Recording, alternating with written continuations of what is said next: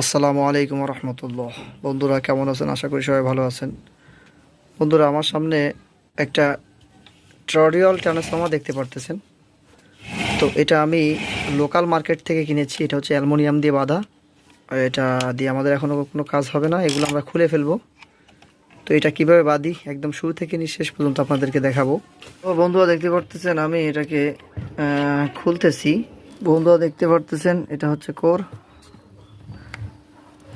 বিশাল ওজন, 15 কেজি এতে আছে। পুরোটা দেখতে থাকুন। এটা এখন খোলা হবে। খুলে কোরের কি অবস্থা এটা আমরা দেখব। দেখতে পাচ্ছেন এটা খুলে ফেললাম। বন্ধুরা এখন পেপারটা খুলতেছি, দেখেন। কোরের মান অনেক ভালো দেখতে পারতেছেন। এই যে দেখতে থাকুন বন্ধুরা। আমি এটা আসলে উঠায় ফেলি একেবারে। এরপরে আমরা স্কেল দিয়ে মাপ শুরু করব। পরিষ্কার করে নিয়ে স্কেল দিয়ে মাপতে হবে। দেখতে থাকুন। তো একটা স্কেল নিতে হবে বন্ধুরা। এখানে 19.3 আছে দেখতে পারতেছেন, ভিতরে আছে 10, আর এর উচ্চতা আছে হচ্ছে 8.8। বন্ধুরা এখন আমরা খাতা কলমে দেখব আসলে বিষয়টা। দেখেন, আউটডোরে আমরা পেয়েছিলাম 19.3 আর ইনডোরে পেয়েছিলাম 10, অর্থাৎ বাইরে পেয়েছিলাম 19.3, ভিতরে পাইছিলাম 10। এখন এই 19.3 থেকে 10 মাইনাস হবে, হওয়ার পরে যেটা থাকবে 9.3। 9.3-এর সাথে গুণ হবে এর উচ্চতা, হওয়ার পরে আমরা পাবো হচ্ছে 81.84। এই 81.84-র সাথে ভাগ হবে 2। 2 হওয়ার পরে যেটা পাবো ওইটাই হচ্ছে ক্রস সেকশন এরিয়া। কি পাইলাম? 40.92। এই 40.92 ক্রস সেকশন এরিয়ার কোর দিয়ে সর্বোচ্চ কতশো ওয়াট পাবো আমরা, এইটা বের করতে হবে। এইটা বের করার জন্য আমাদের এইটাকে স্কোয়ার করতে হবে। এই যে 40.92-কে যখন আমরা স্কোয়ার করব, তখন আমরা এই কোর দিয়ে সর্বোচ্চ কতশো ওয়াট আমরা পাবো সেইটা বের হয়ে যাবে। আর এটাই দেখেন বের হয়ে গিয়েছে। এখানে 1674.44 বের হয়েছে। তো পাওয়ার পরে এখন এইটার কারেন্ট রিডিং বের করতে হবে, অর্থাৎ এই ওয়াট পাইতে গেলে আমাদের কত নাম্বার গেজ আমাদের এই প্রাইমারিতে ব্যবহার করতে হবে এইটা বের করতে হবে। তো এইটা বের করার জন্য কি করতে হবে, যে ওয়াট ভাগ ভোল্টেজ, অর্থাৎ এই 1600 ওয়াট ট্রান্সফরমারের জন্য কত নাম্বার গেজ লাগবে সেই এম্পিয়ার বেরোয় গেছে, অর্থাৎ সেই গেজের এম্পিয়ার বেরোয় গেছে। 1674.44 ওয়াট ট্রান্সফর্মারকে চালানোর জন্য আমাদের যে তার লাগবে সেই তারের ভিতর থেকে 7.28 এম্পিয়ার কারেন্ট যাইতে পারবে এমন একটা তার নির্ণয় করতে হবে। আর সেই তারটা কি, এখানে দেখেন বন্ধুরা 15 অথবা 16 নম্বর। তো 15 অথবা 16 নম্বর তার আপনারা এখানে ব্যবহার করবেন। আমি 15 অথবা 16 দিয়ে এটা বাঁধার চেষ্টা করব। তো আপনারা দেখতে থাকুন। এরপরে এখন এই 15 অথবা 16 নম্বর তার আমরা কত প্যাচ দেব, কত প্যাচে কত ভোল্ট বের হবে আর কি। তো এর জন্য আমাদের ব্যবহার করতে হবে এই যে এই সূত্রটা 42। এই সূত্রটা আমাদের ব্যবহার করতে হবে। সূত্র হচ্ছে 42 ভাগ 40.92। এটা হচ্ছে আমাদের এই যে ক্রস সেকশন এরিয়া, এই যে যেটা পাইছিলাম। তো 42-এর সাথে ক্রস সেকশন এরিয়াকে ভাগ দিতে হবে। ভাগ দেওয়ার পরে আমরা এর উত্তর পাবো হচ্ছে 1.02 আর কি, অর্থাৎ 1.02 টান পার ভোল্ট। অর্থাৎ 1 ভোল্টের জন্য 1.02 টান দিলেই আমরা 1 ভোল্ট পেয়ে যাব। এখন এখানে পাইলাম মনে করেন 1.2। এই 1.02 যে আমরা পাইলাম, এটা পাওয়ার পরে এখন আমাদের 230 ভোল্টের জন্য কত টান দিতে হবে সেটা বের করতে হবে। আমাদের বাসাবাড়ির এসি ভোল্টেজ 230, এটা আমরা কম বেশি সবাই জানি, অথবা 225, এরকম এক এক জায়গায় এক এক রকম থাকে। তো আমরা 230 ধরে নিলাম। তো এখানে দিলাম 230 গুণ 1.02। এটা দেওয়ার পরে দেখেন আমরা এখানে প্রাইমারি সেকশনের জন্য 234.6 টান, অর্থাৎ আমরা এখানে 235 পেজ দিলাম বা পাক দিলাম। ঠিক আছে, তো আপনাদের বোঝার সুবিধার্থে আমি এখানে লিখে রাখছি, আর এইটা আমি আপনাদেরকে এখন বুঝিয়ে দিতেছি আর কি। তো যাই হোক, তাহলে আমাদের এসির জন্য অর্থাৎ প্রাইমারি সেকশনের জন্য আমরা কত টান দেব? ওই যে 15 অথবা 16 নম্বর তারের জন্য আমরা এখানে টান দেব হচ্ছে 235 অথবা 36 বা 234। আপনারা এই টান দিলে এখানে এই বোল্টটা পেয়ে যাবেন। আর এবার সেকেন্ডারি সেকশনের জন্য আমরা কি পাবো? সেকেন্ডারি সেকশনের জন্য এখন আমাদের কি করতে হবে? সেকেন্ডারি সেকশনে আমরা মনে করেন এখানে আমরা 80-0-80 নেব। এই যে 80-0-80 আমরা এখানে নেব। তো এজন্য তাহলে 80-0-80কে আমরা যখন যোগ দেব তখন টোটাল হবে 160 ভোল্ট। তো 160 ভোল্ট আমরা আউটপুট নিচ্ছি। তাহলে আমাদের ক্রস সেকশন অর্থাৎ আমাদের পার ভোল্টের জন্য ছিল কত? 1.02। তাহলে 1.02 গুণ 160, এটা দেওয়ার পরে আমরা এখানে পাইলাম 163.2 টান। তো এখানে আমরা 164 টান ধরলাম। 164 টান ধরলে আমরা এখানে তাহলে 82 টান দিলেই আমরা 164 টান পেয়ে যাবো, অর্থাৎ 80 ভোল্ট পেয়ে যাবো আমরা এখানে 80-0-80। তো পাওয়ার পরে এখন এখানে আমাদের একটা এম্পিয়ার নিতে হবে। তাহলে আমাদের ওয়াট ছিল কত? এখন আমরা এইটা কত নাম্বার গেজ ব্যবহার করবো এই সেকেন্ডারিতে? এখানে আপনাদের ইচ্ছা মতো করতে পারেন, তবে এখানে এর হিসাব অনুযায়ী যেটা করতে হবে সেটা হচ্ছে এই দেখেন ওয়াট ছিল কত? 1674.44। তো এটাকে ভাগ 160 দিলে এখানে দেখেন 10.46 আর কি এম্পিয়ার বহন করতে পারে এমন একটা গেজ ব্যবহার করতে হবে। তো এখন এই গেজ ব্যবহার করতে গেলে আমাদের স্ট্যান্ডার্ড ওয়াট গেজ এখানে 13 নম্বর ব্যবহার করলে আপনারা পারবেন, 14 নম্বর করলে এখানে একটু এম্পিয়ার কম হবে, 15 নম্বর করলে আর একটু কম হবে। এই তো এটা আপনারা আপনাদের মতো করে নেবেন। বন্ধুরা এখন যেটা করতে হবে সেটা হচ্ছে এই করে বার্নিশ দিতে হবে সুন্দর করে। দেখতে পারতেছেন আমি বার্নিশ দিয়ে দিচ্ছি, আপনারাও বার্নিশ দিয়ে নেবেন এইভাবে। আপনাদের মতো করে সুন্দর করে বার্নিশ দিয়ে নেবেন।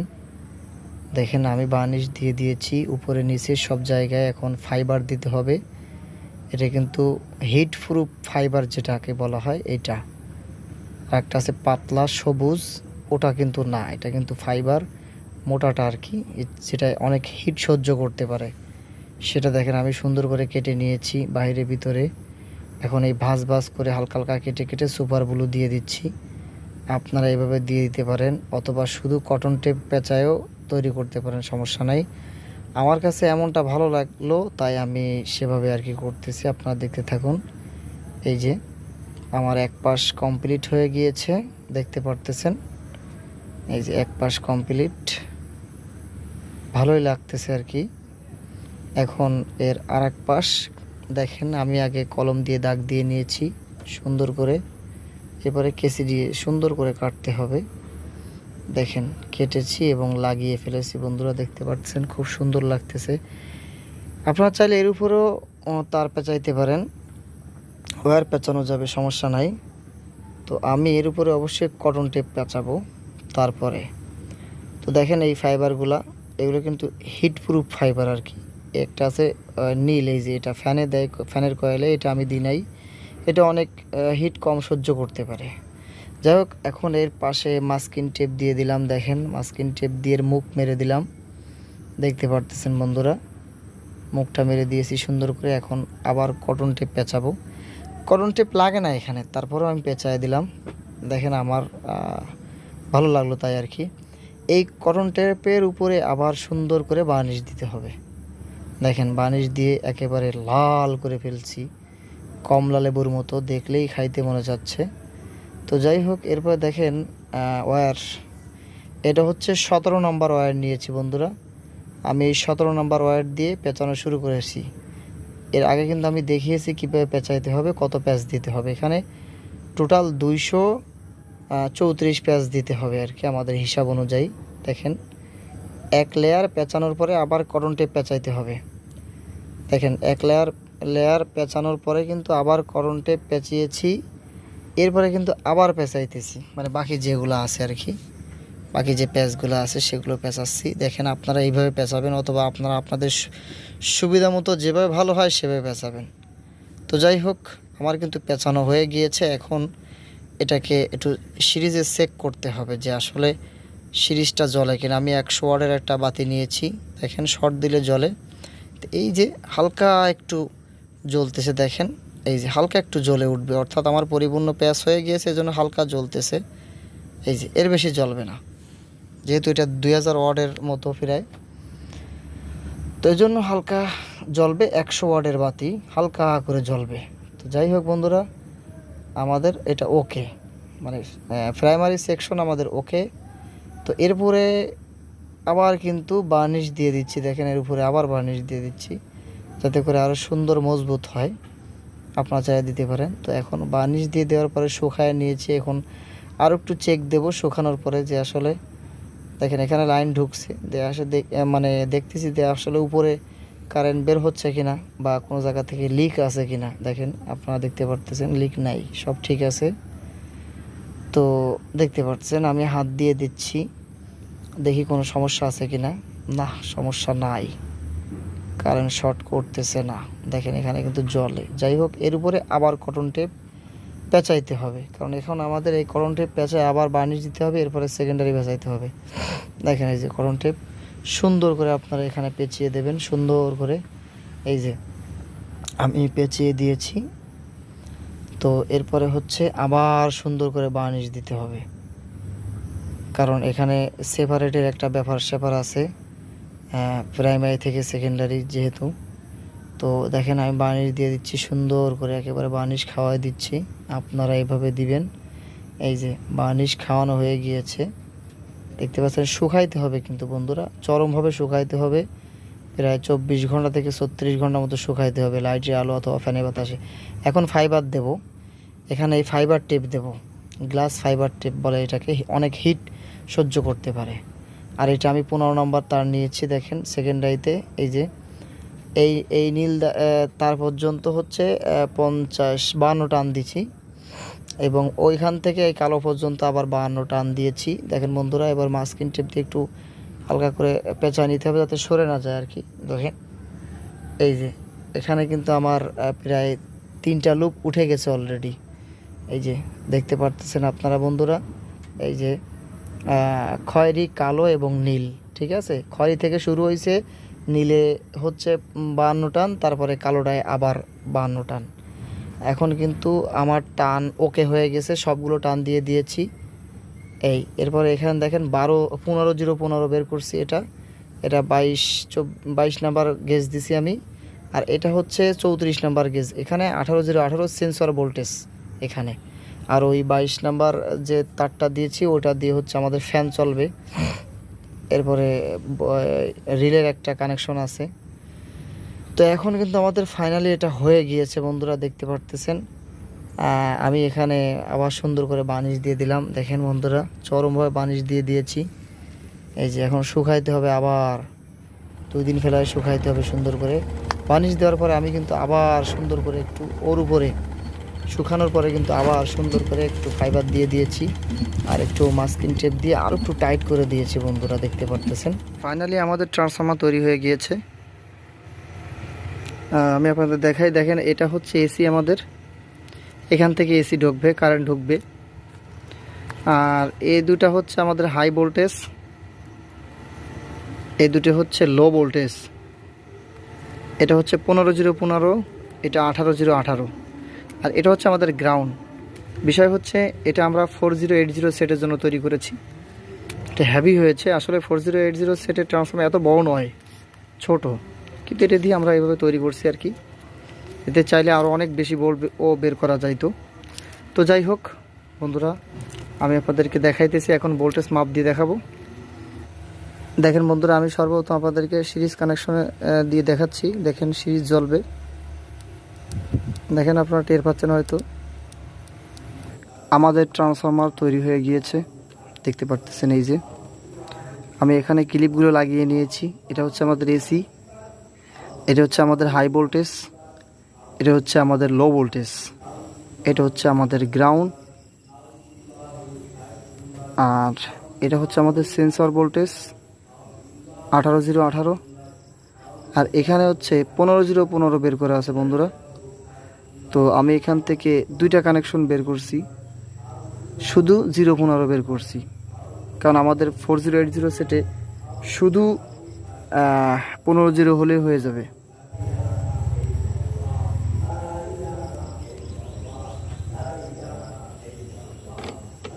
এই যে এটা হচ্ছে আমাদের গ্রাউন্ড 18-88 মানে 89, এই পাশে 17-89। যাই হোক বন্ধুরা, 1 ভোল্ট কম বেশি আছে, এটা কোনো বিষয় না।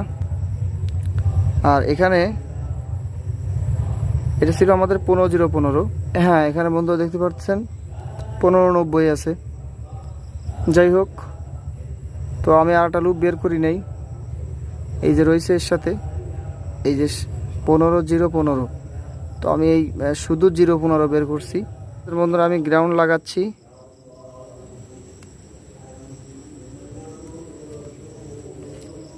আমি গ্রাউন্ড লাগিয়ে দিলাম। এখন আপনাদেরকে দেখাবো, দেখেন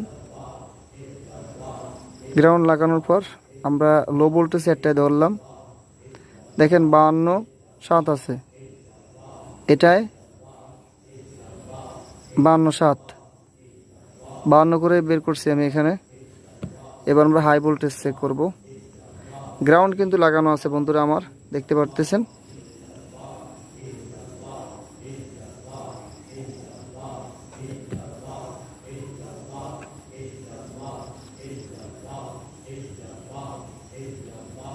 দেখেন বন্ধুরা 105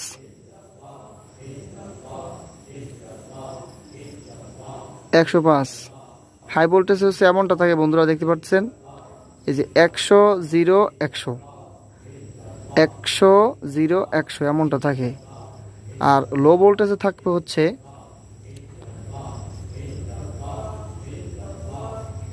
50-0-50 এমনটা থাকবে লো ভোল্টেজে। তো এখানে 52 ভোল্টেজ করে বের করা, তো 52, এই যে 52-0-52।